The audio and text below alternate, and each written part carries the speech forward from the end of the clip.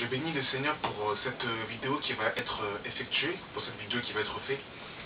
Je prie véritablement que Dieu puisse délivrer son peuple qui est esclave de la masturbation. La masturbation, frères et sœurs, c'est un fléau qui touche beaucoup de chrétiens, de femmes comme d'hommes, de jeunes comme de moins jeunes. Et on se laisse séduire. Parce qu'il y a des hommes et des femmes qui se disent de Dieu et qui enseignent volontairement que la masturbation n'est pas un péché et que Dieu n'est pas contre la masturbation. Mes frères et sœurs, en tant qu'enfants de Dieu, nous devons écouter la voix de notre Père et savoir qu'est-ce que Dieu dit dans sa parole pour savoir si la masturbation vient de lui ou ne vient pas de lui. Mais avant cela, j'aimerais vous lire un article mondain, bien évidemment, de ce que le monde nous enseigne sur la masturbation. Pour vous montrer à quel point, frères et sœurs, nous sommes dans un monde qui n'appartient pas à Dieu. Dans le sens où la Bible nous dit que le monde entier est sous la puissance du malin. J'aimerais que nous puissions le lire rapidement avant que je vous lise l'article. Je suis pour cela, frères et sœurs, dans 1 Jean, chapitre 5, à partir du verset 20, le verset 19 qui nous dit ceci. Nous savons aussi que nous sommes de Dieu et que le monde entier est sous la puissance du malin. Donc ce qu'il faut savoir, c'est que le monde est sous la puissance du malin.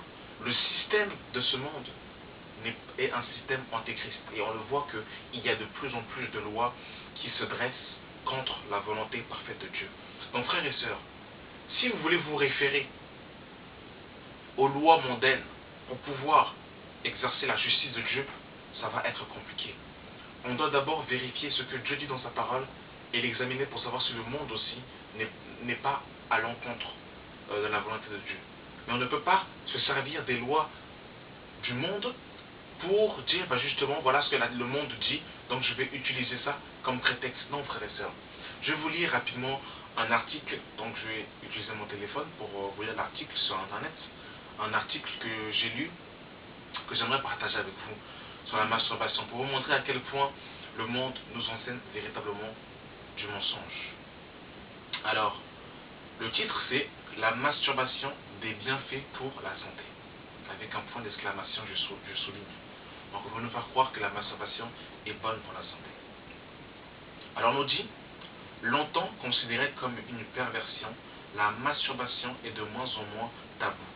80% des Français la pratiquent de temps en temps. Vous vous rendez compte? 80% des Français la pratiquent, c'est grave. 35% chaque semaine. Ils n'ont pas tort. La masturbation a de nombreux bienfaits pour la santé. Donc voilà un peu ce que le monde, frères et sœurs, veut nous faire croire, veut nous enseigner. Mais souvenez-vous que nous avons lu, frères et sœurs, dans 1 Jean chapitre 5, le verset 19, que le monde entier est sous la puissance de Satan. Et je continue, frères et sœurs, vous allez voir à quel point c'est un mensonge, c'est terrible. La masturbation améliore les performances masculines. Un homme qui se masturbe régulièrement contrôle mieux non seulement ses érections, mais aussi son éjaculation. Pourquoi? Parce que lorsqu'il s'abonne à ce plaisir solitaire, il apprend à mieux connaître son corps, ses réactions. Il découvre comment contrôler son souffle, faire durer le plaisir ou se retenir. En bref, il maîtrise mieux les mécanismes de son érection. Voilà pourquoi la masturbation améliore les performances sexuelles masculines en général, mais peuvent aussi un excellent exercice pour les hommes qui éjaculent de manière précoce ou à contrario pour ceux qui ont des difficultés d'érection, qui éprouvent des troubles érectifs. Donc excusez-moi pour certains termes que nous avons lus, mais il faut que les choses soient mises en lumière, frères et sœurs. Il faut que nous puissions exposer, frères et sœurs, les œuvres des ténèbres. Parce que vous savez, Satan utilise justement les ténèbres pour maintenir les enfants de Dieu dans les ténèbres. Aujourd'hui, il faut que nous puissions exposer, frères et sœurs, les œuvres ténébreuses. Voilà, frères et sœurs, ce que le monde nous enseigne. Ça veut dire que si, mon frère, toi qui regardes cette vidéo, ma soeur, toi qui regardes cette vidéo, tu crois à ces inepties que le monde nous apporte, frère et sœur. Tu es tout simplement, mon frère, en train de te déconnecter de la sainteté de Dieu. Tu es tout simplement en train de te séparer de la volonté parfaite de Dieu. Mon frère, ma soeur, la masturbation ne vient pas de Dieu, c'est un mensonge. J'aimerais, frères et sœurs, pour cela que nous puissions lire rapidement, frère, l'évangile de Jean. L'évangile de Jean, frère. L'évangile de Jean. Jean, chapitre 8, le verset 44, qui nous dit ceci. Vous avez pour père le diable, et vous voulez accomplir les désirs de votre père. Il a été meurtrier dès le commencement, et il ne se tient pas dans la vérité, parce qu'il ne dit pas la vérité. Lorsqu'il profère le mensonge, il parle de son profond, car il est menteur et le père du mensonge. Mes frères et sœurs, nous avons lu précédemment dans 1 Jean chapitre 5, le verset 19, que le monde entier était sous la puissance du malin. Et on nous fait comprendre que Satan, frères et sœurs, est le père du mensonge. Ça veut dire que lorsque vous tombez sur ce genre d'article, frères et sœurs, c'est inspiré par le diable, par Satan, en personne. La sexualité, frères et sœurs, en soi n'est pas un péché, mais c'est Satan qui l'a perverti. La sexualité est bonne quand elle est dans le mariage, frères et sœurs. La sexualité est bonne quand un homme et une femme se donnent à cœur joie, mais quand c'est dans le mariage, frères et sœurs.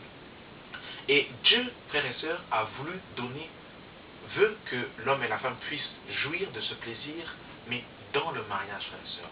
Mais Dieu n'a pas donné la sexualité pour qu'un homme ou une femme puisse jouir de ce plaisir seul. Mais l'homme et la femme doivent jouir de ce plaisir à deux.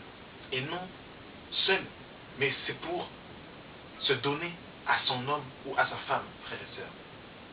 La masturbation, frères et sœurs, n'est pas de Dieu. C'est un péché, frères et sœurs. C'est un péché. Et j'aimerais, frères et sœurs, que nous puissions lire un passage dans 1 Jean, chapitre 3, le verset 9, frères et sœurs. Nous voulons exposer les œuvres ténébreuses, frères et sœurs. Nous voulons les mettre en lumière pour faire comprendre aux chrétiens que la masturbation n'est pas de Dieu. Je suis dans 1 Jean, chapitre 3, le verset 9, qui nous dit « Quiconque est né de Dieu ne pratique pas le péché, parce que la semence de Dieu habite en lui, et il ne peut pécher parce qu'il est né de Dieu. » Frères et sœurs, lorsque tu es né de Dieu, la semence de Dieu habite en toi. Tu ne peux pas pratiquer le péché, ce n'est pas possible. Nous avons lu dans l'article que 85% des Français se masturbent. Et ils répètent cet acte abominable 35% de fois dans la semaine. Frères et sœurs, c'est grave, c'est grave. Regardez ce que la Bible nous dit. J'ai pris une version Louis II, 21.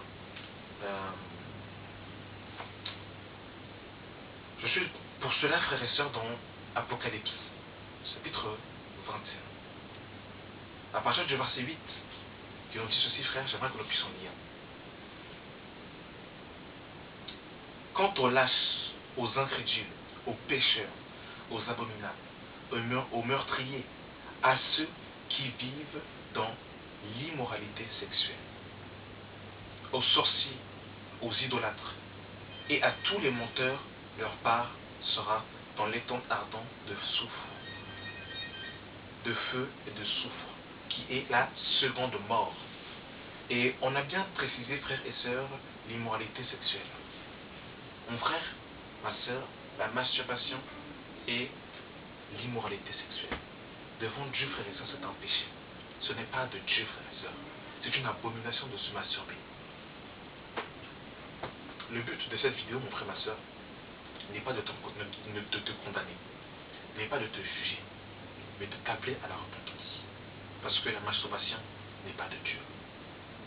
Vous savez, un homme et une femme, Dieu, en fait, ce qu'il faut comprendre, c'est que dans toute la Bible, Dieu interdit les rapports sexuels entre un homme et une femme quand ils ne sont pas mariés.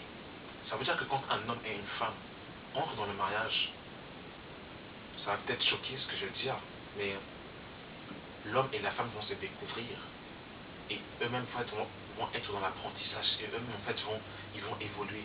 Parce qu'en fait, ils vont au début rien connaître, et par la suite, en fait, ils vont évoluer et ils vont apprendre des choses. Donc, quand le monde vous apprend de pouvoir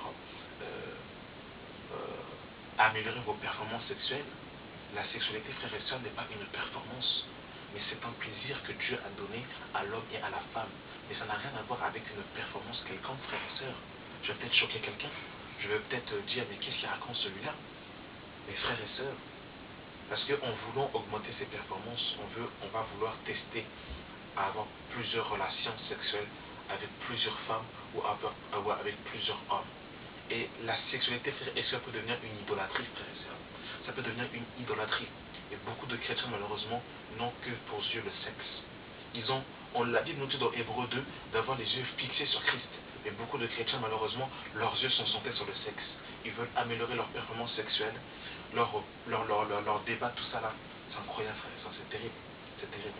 Dans le mariage, quand vous serez avec votre mari, avec votre femme, vous allez vous exercer dans la sexualité. Et vous serez dans Dieu. Et bien évidemment, même dans la sexualité, il y a des choses qui ne sont pas permises. Même dans la sexualité.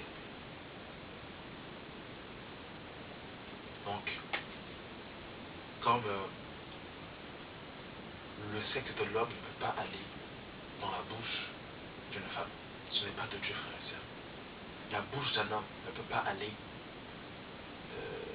Voilà, vous comprenez ce que je ne veux pas comprendre. Non, frère et sœur, c'est pas de Dieu. C'est pas de Dieu.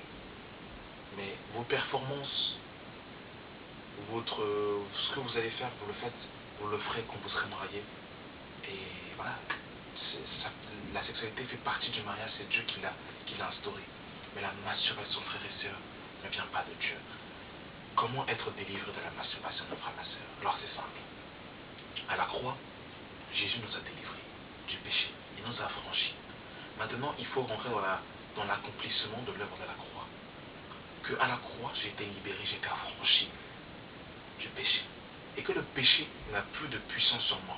Je vous invite à lire Romains chapitre 6 pour pouvoir comprendre que notre l'esprit adamique a été crucifié à la croix afin que nous ne soyons plus esclaves du péché. Il faut le saisir par la foi que nous sommes au-dessus du péché et que nous ne sommes plus esclaves du péché. Ce n'est pas un homme ou une femme ou cette vidéo qui va te libérer, mais c'est l'œuvre de la croix qui va te libérer, mon frère, ma soeur. Et c'est la foi en Jésus-Christ qui libère. Jésus dira dans Jean chapitre 8, le verset 36, « Si donc le Fils vous affranchit, alors vous serez réellement libre. » Réellement libre. Et il dit dans Jean 8, 32, « Vous connaîtrez la vérité, et la vérité vous affranchira. » Et la vérité, c'est qu'à la croix, Jésus-Christ est mort pour justement détruire le vieil homme, afin que tu ne sois plus esclave de la masturbation, afin que le péché ne puisse plus te commander, parce que l'esprit que tu as reçu, mon frère, ma soeur, est au-delà du péché. Et comme tu es né de Dieu, mon frère, ma soeur, tu ne peux pas pratiquer le péché. La masturbation n'est pas de Dieu, la masturbation vient du diable, elle vient de Satan, mon frère, ma soeur. Et si tu continues, et si tu vis dans une vie de masturbation, de pratique de péché, comme nous avons lu dans Apocalypse chapitre 21, le verset 8, ta part sera dans le feu ardent. Ce n'est pas moi qui le dis, frère et sœur, c'est la Bible. Je répète tout simplement ce qui est écrit. Voilà. Donc ce n'est pas pour te condamner, mon frère, ma soeur, ce n'est pas pour te juger, mais pour t'appeler à la repentance. Pour dire que Dieu peut te délivrer, Dieu peut te sauver de cette pratique complètement satanique, démoniaque, luciférienne. Et voilà aujourd'hui pourquoi nous exposons les œuvres ténébreuses pour libérer le peuple de Dieu. Merci Seigneur pour cette vidéo. Libère ton peuple dans le nom puissant et glorieux de Jésus-Christ de Nazareth. Amen.